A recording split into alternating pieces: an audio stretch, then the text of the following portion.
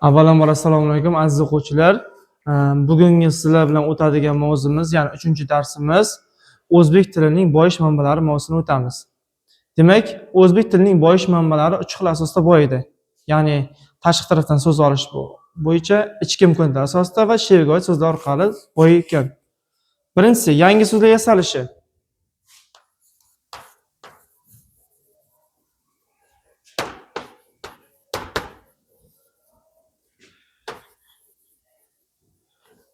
Yangi so'zlar yasaladi bunda. Olishimiz mumkin. Dastur so'zdan dasturchi yasab kelyapmiz. Dasturchi.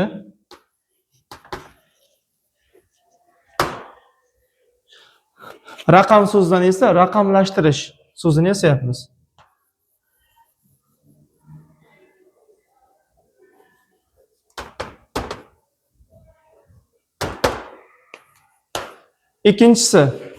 Ikkinchisi shevalardan so'z olinadi.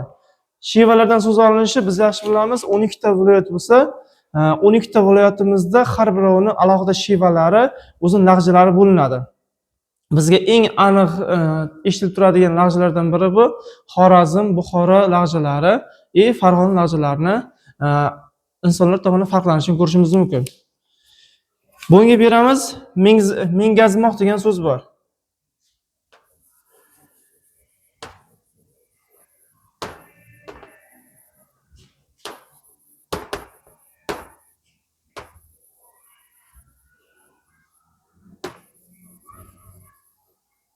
Mengazmoq. Bu degan o'xshatmoq ma'nosini beradi.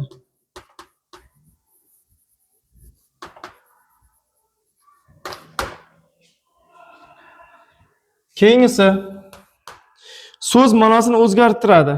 Ya'ni so'z ma'nosi o'zgarish hodisasida.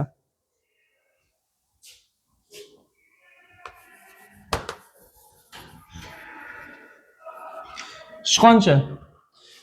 Bunda sichqoncha orqali biz yaxshi bilamiz, jonli bir mavjudot tushunishimiz mumkin. Sichqoncha orqali kompyuterning yordamchi qurilmalari sichqonchani olishimiz mumkin.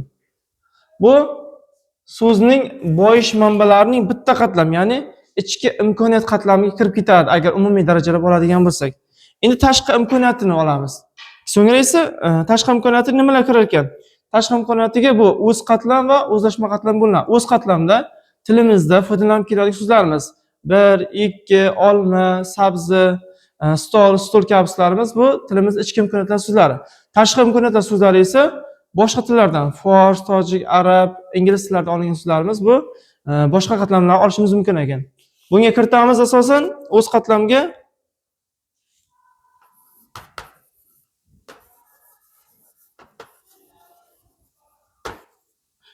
qatlamga berishimiz mumkin. Pul, telefon,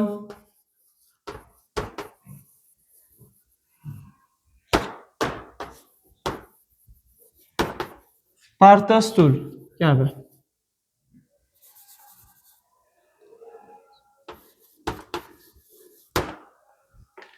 O'zlashma qatlamga esa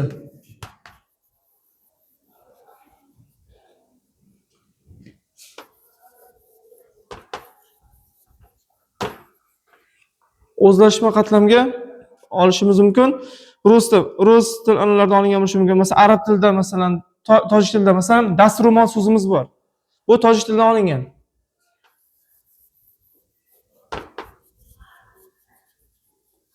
Dasturmol. Ma'naviyat so'zlarimiz bor. Ma'naviyat, ma'rifat, madaniyat kabi so'zlarimiz bu arab tilidan o'zlashgan so'zlarimiz.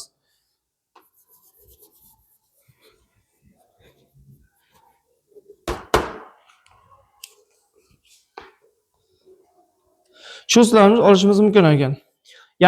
Tilimizda yangi so'zlarni o'rganuvchi bo'lim bu neologizmlar deyiladi.